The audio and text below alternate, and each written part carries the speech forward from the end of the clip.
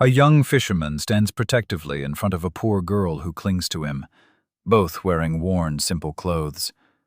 Behind them, on the day Sefu, the fisherman's son, stood before the whole village and said he would marry the girl who slept beside a broken canoe, laughter rolled across the shore like a cruel wave. The women at the market covered their mouths. The elders shook their heads. Even the men who had known Sefu since he was a boy looked away in shame. Because the girl he had chosen was not the daughter of a chief, or a trader, or a wealthy boat owner. She was Amara. The same Amara who swept fish scales from the market floor for leftover cassava. The same Amara who wore one faded wrapper for 3 seasons. The same Amara people called unlucky because everyone she had ever depended on had died poor. And when Sefu's father heard his son say those words before the village, he rose from his carved stool, pointed toward the open sea, and swore that if Sefu tied his life to a beggar girl, then hunger would become his new inheritance. But Sefu did not take back his words. He took Amara's hand instead. And before the sun set, the entire village had decided they were both finished. What none of them knew was that the same girl they mocked had spent years learning secrets while they were too proud to notice her. And the same boy they thought had thrown away his future would return with ships so many that children would run along the shore just to count them. Because some people only respect wealth after they lose the chance to show kindness. And when Sefu and Amara came back, the coast would never belong to the same people again. Before that day of humiliation, Sefu had been one of the most admired young men in Kijani Bay. His father, Juma, was not a king, but on that coast his name carried the weight of one. He owned the strongest fishing nets, the deepest boats, and the loyalty of men who had worked beside him for years. When storms gathered, younger fishermen watched Juma's decisions before making their own. When buyers from inland arrived, they asked first for his price. People said the sea had fed him with both hands. And because Sefu was Juma's only son, the village had already written his future in their minds. He would marry into wealth. He would inherit the boats. He would sit one day beneath the baobab with the elders and settle disputes over fish routes, shoreline rights, and bride prices. No one expected him to choose his own path, least of all a path that led to Amara. Amara did not come from nothing. She came from ruin. Her father had once repaired nets so finely that fishermen traveled from 3 villages to find him. Her mother smoked fish with a blend of herbs that kept it fresh longer than anyone else's. But fever took her father. A flood season took her mother. Debt took their hut.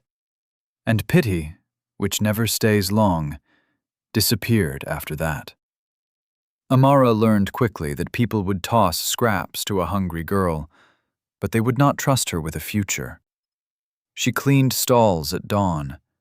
She carried baskets for old women at noon. At night, when the market emptied and the tide pulled its dark breath in and out, she slept near an overturned canoe because the wood blocked the wind. Most people passed her without seeing her.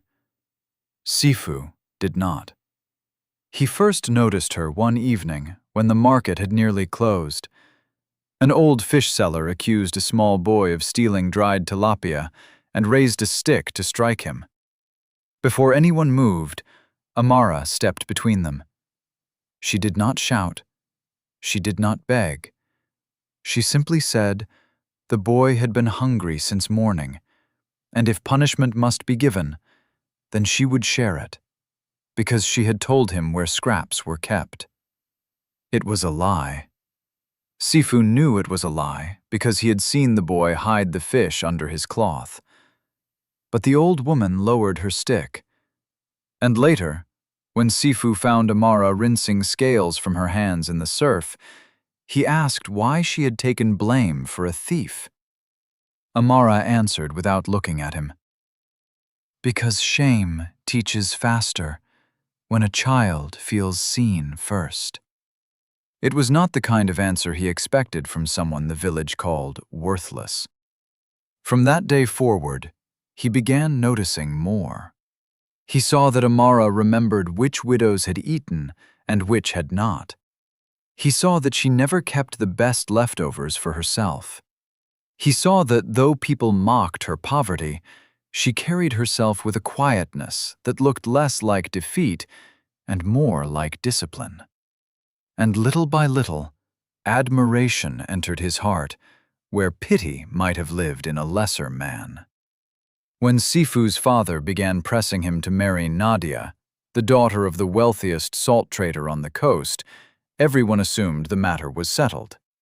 Nadia was beautiful, confident, and raised in comfort. Her family's caravans moved salt, oil, and cloth between the coast and inland towns. A marriage between their houses would have joined fish and trade into one powerful line. The elders approved.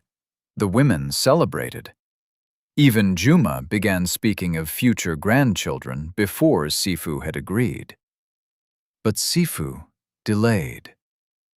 At first he said he wanted more time. Then he said marriage should not be built on trade. Then he said nothing at all. At last, Juma called a gathering, believing public pressure would finish what private talks had not. Men sat in a circle. Women stood behind them.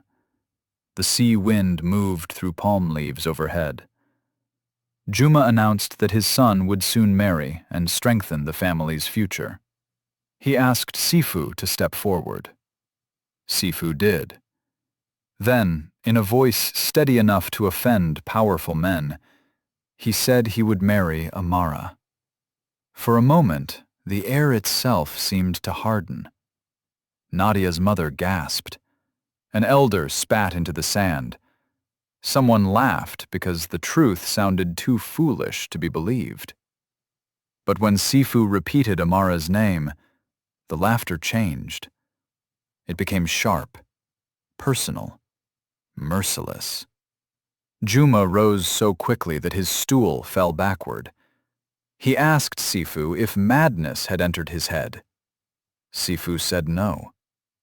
He asked if a spell had been laid on him. Sefu said no. He asked if years of training, protection, and family honor meant so little that he would throw them at the feet of a girl who owned nothing. Sefu answered with words the village would remember for years. A woman can be poor without being empty, and a house can be rich while love never enters it. Juma's face changed then, not just with anger, but with wounded pride. Before the elders, before rival traders, before the families that watched his every move, his own son had rejected a union of power for a girl the village barely counted as human. He told Sefu that if he chose Amara, then he chose life without his father's roof, his father's boats, or his father's name. Sefu said he understood. Juma told him not to come back begging when hunger taught him what pride had hidden. Sefu replied, "If I return, it will not be to beg." That same evening, Amara tried to release him from the promise. She met him near the broken canoe and told him he had already done enough by defending her. She said a man like him should not ruin himself for someone like her. Sefu asked her one question. "If I become poor tomorrow, would you still walk beside me?" Amara answered at once. "Yes." He nodded. "Then I have chosen correctly." 3 days later, with no drums, no gifts, and no blessing from his father, Sefu married Amara beneath a leaning palm, while an old imam from a neighboring settlement recited the vows. Only 5 people attended. 2 were children.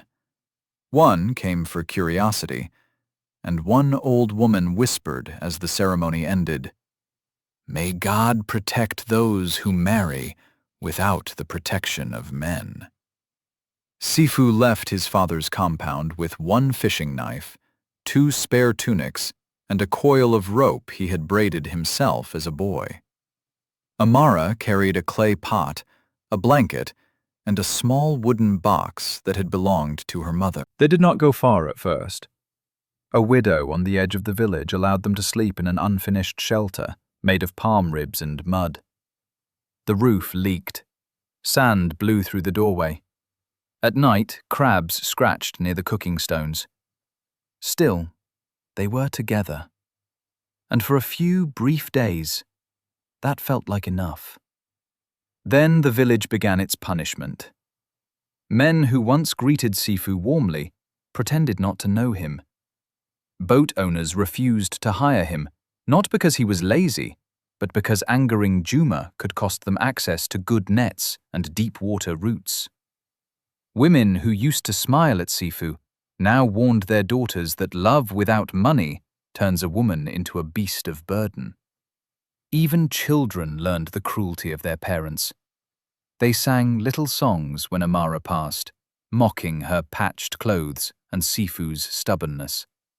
Poverty is heavy, but public ridicule makes it heavier.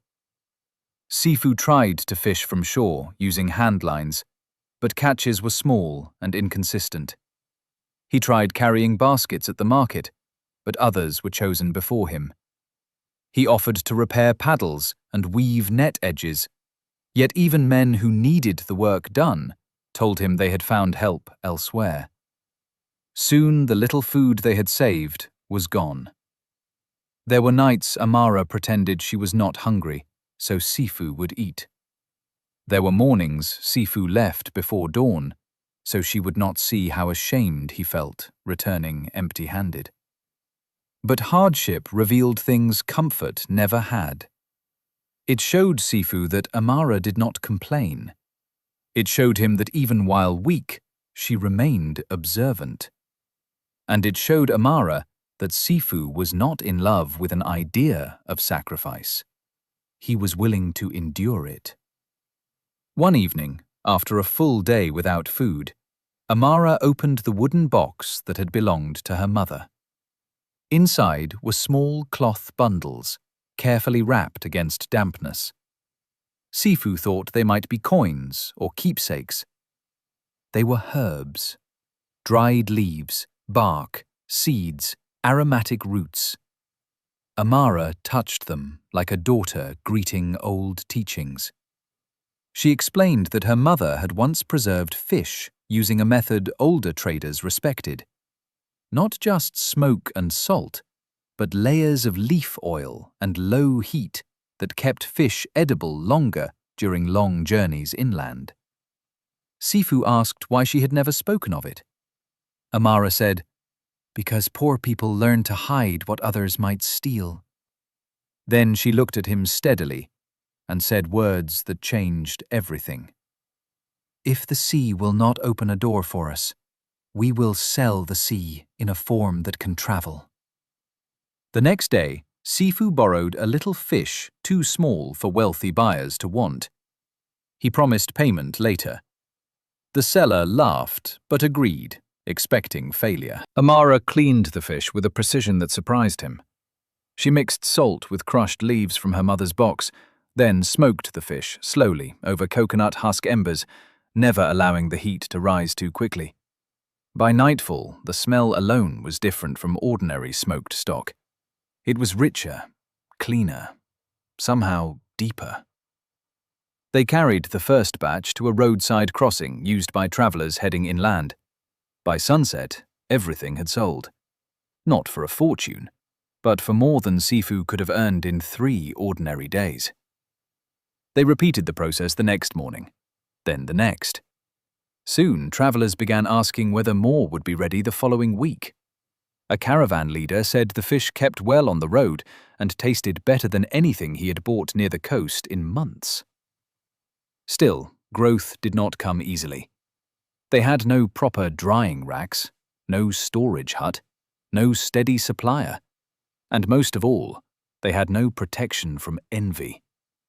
When people in Kijani Bay realized Amara's fish was being praised by traders, the same mouths that had insulted her now spoke differently. Not kindly, carefully. A few women asked for the recipe. A local merchant offered to help distribute the fish for a fee larger than the couple would ever receive. A man who had once laughed at Sefu's marriage suddenly claimed he could lend them money and guide their business. Amara refused them all. Sefu, who had grown up seeing how deals were made among fishermen, understood why.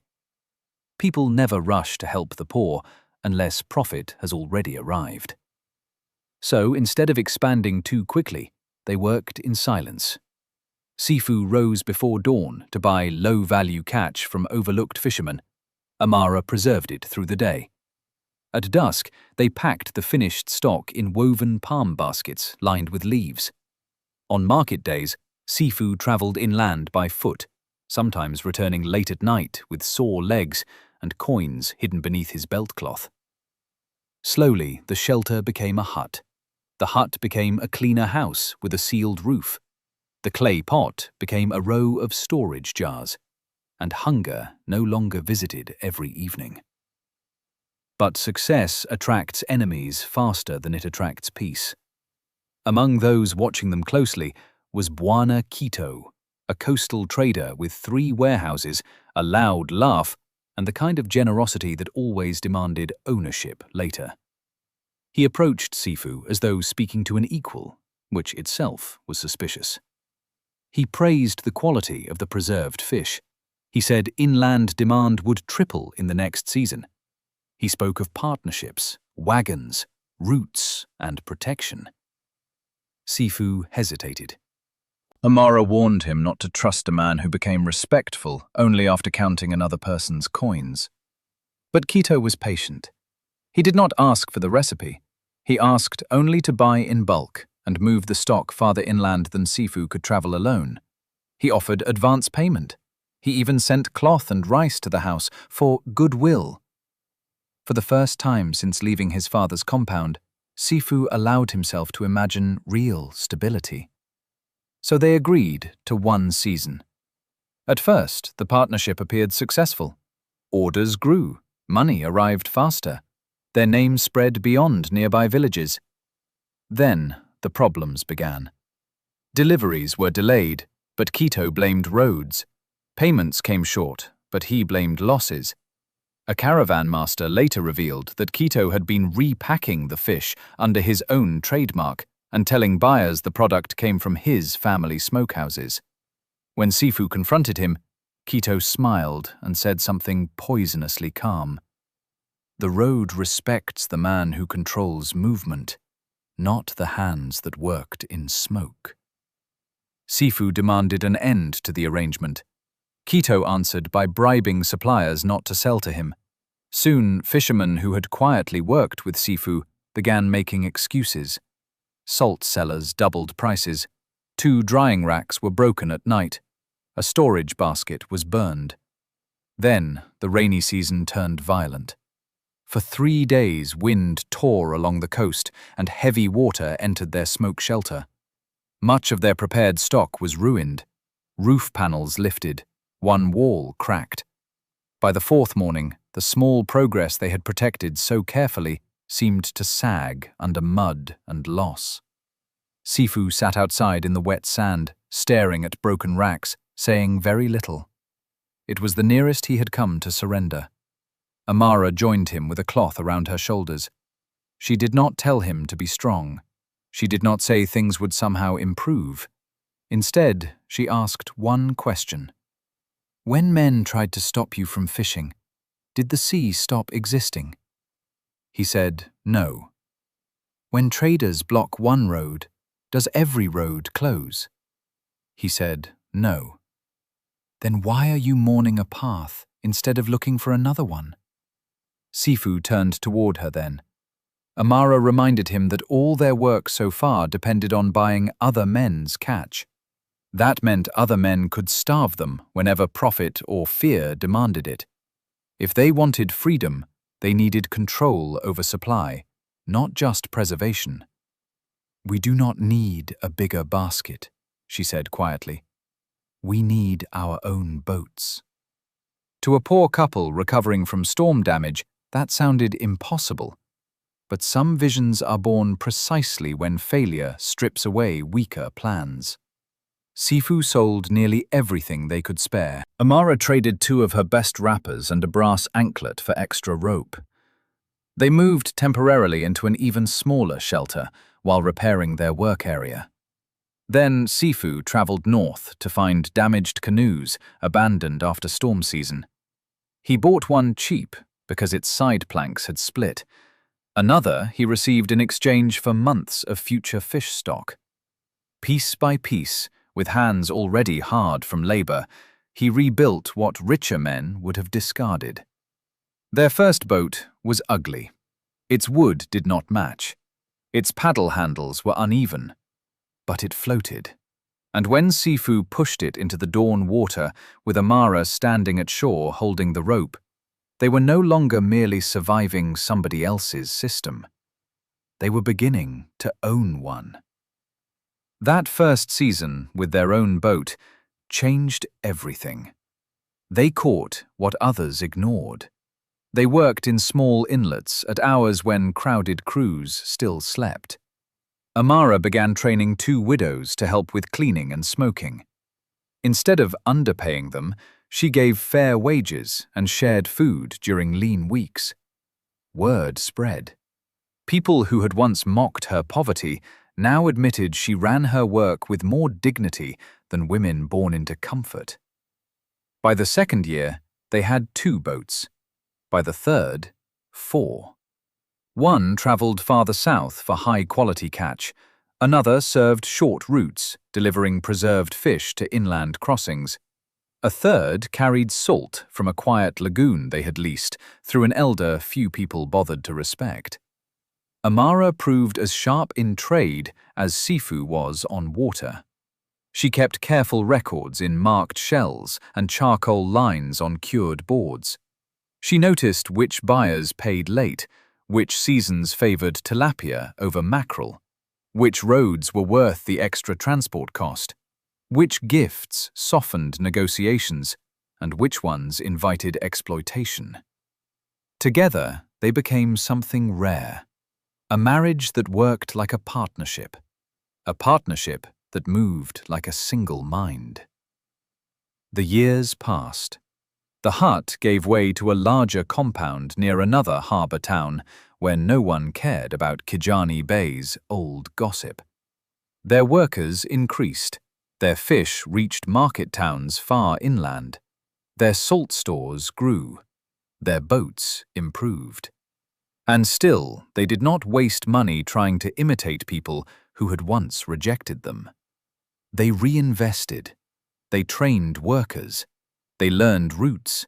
They bought shoreline space. They secured smokehouses built on higher ground, safe from floods. By the time traders began calling Sefu master of the eastern nets, the same village that had laughed at his marriage was beginning to hear stories carried back on the road. Stories that sounded too large to be true. Stories of a man with several boats.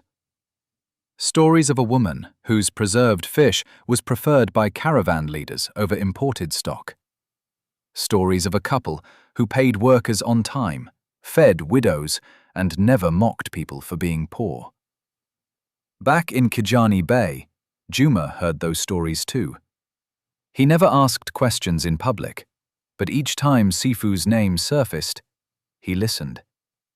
While Sefu and Amara rose elsewhere, Kijani Bay declined.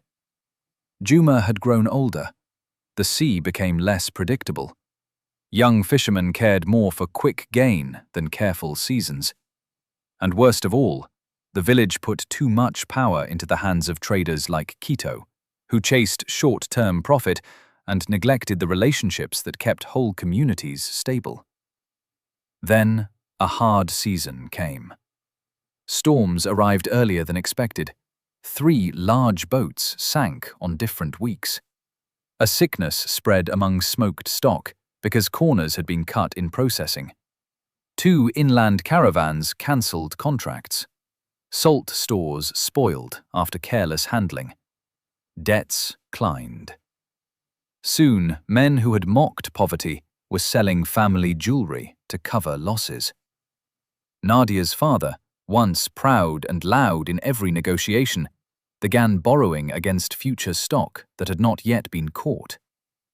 Quito, seeing trouble, protected himself first.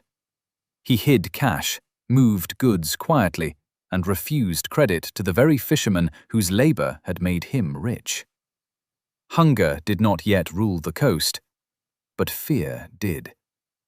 When Juma finally learned the truth of how weak the village had become, he called for help from the same people who had once competed for his favor. Most had little to offer. And then the unthinkable happened. A caravan chief from inland arrived and asked why Kijani Bey no longer sold the preserved fish associated with Amara's method. He said buyers had already shifted their loyalty elsewhere.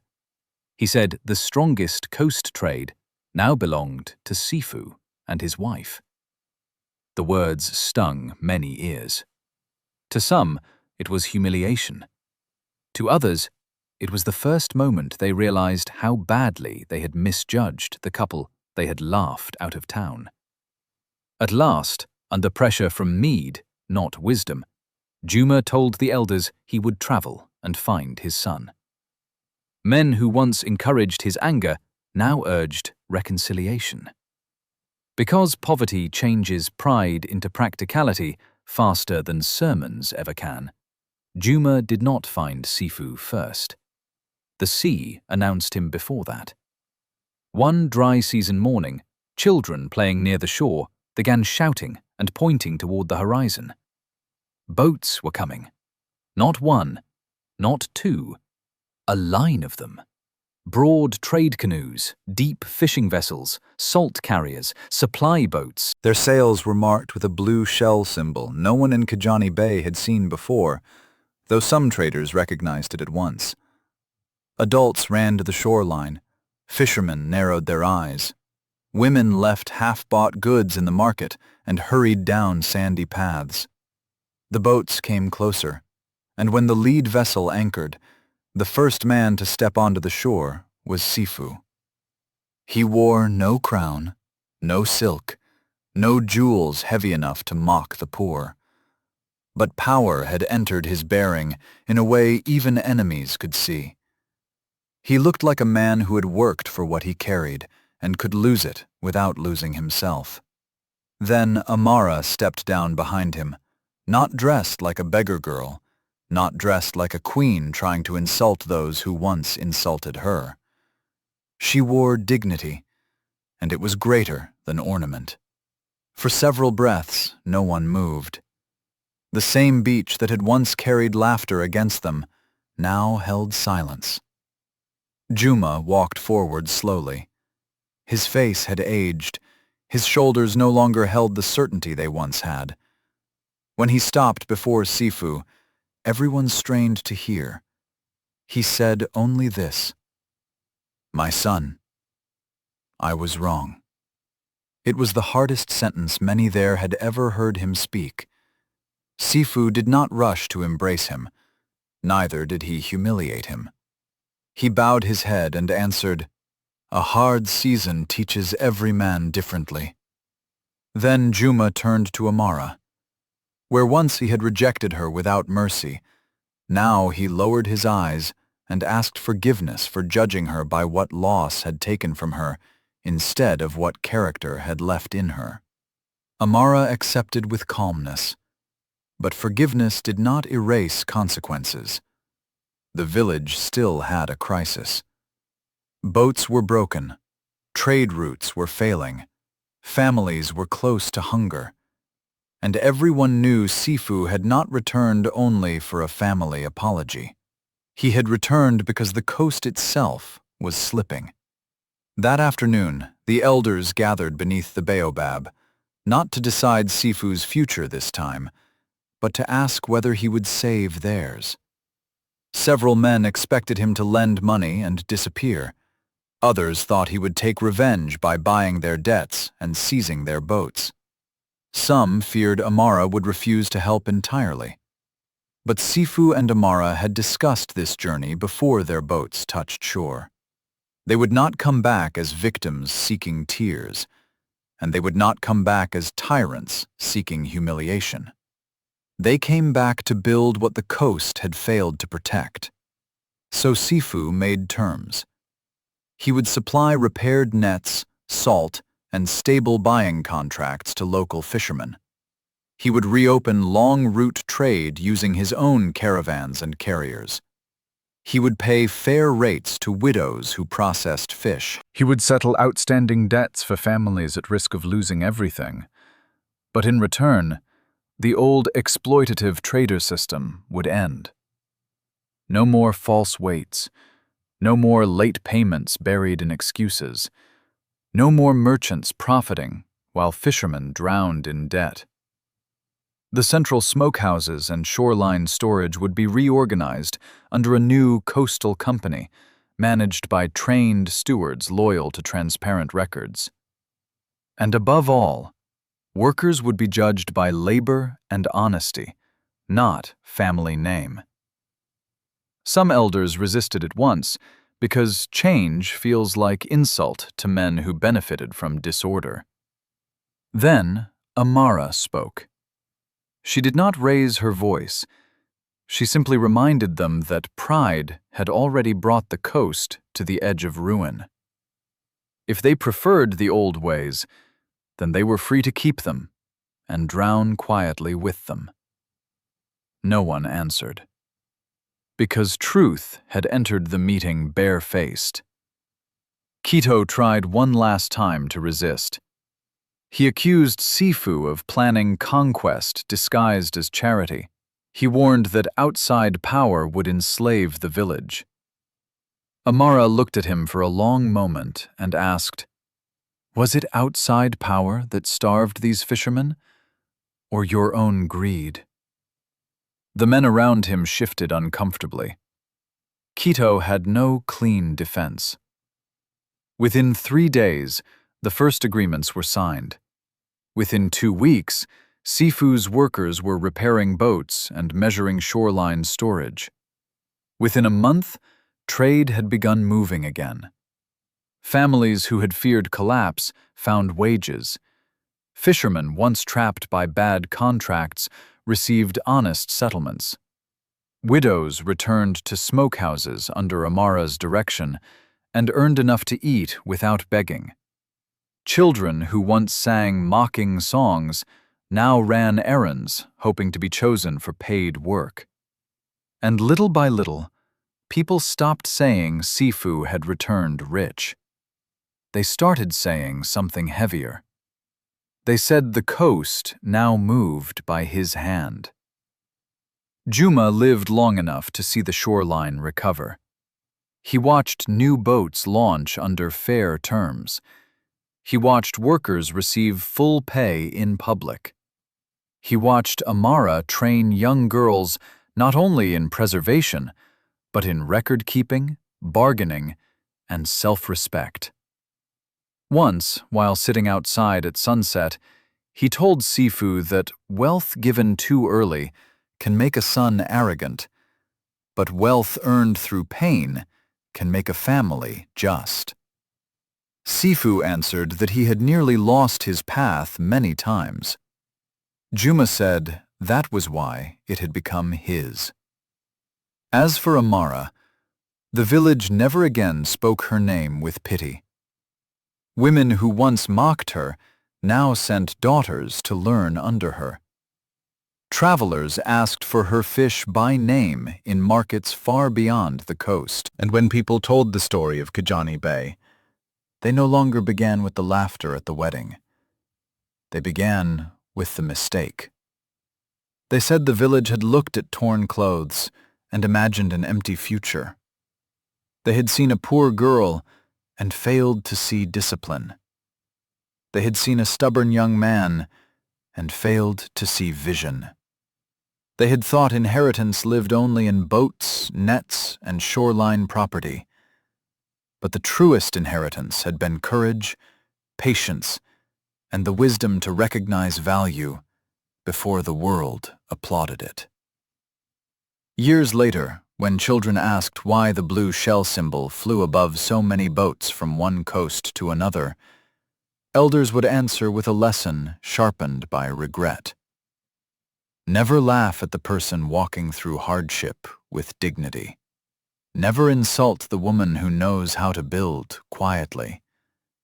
And never assume that the one leaving in shame will not return with the power to change the shore itself.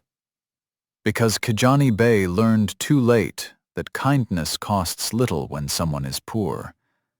But when that same person comes back owning the tide, even apology sounds small. And that is how the fisherman's son and the beggar girl returned, not merely with wealth, but with the kind of authority that comes from surviving rejection, mastering labor, and refusing to become cruel after success. They left mocked.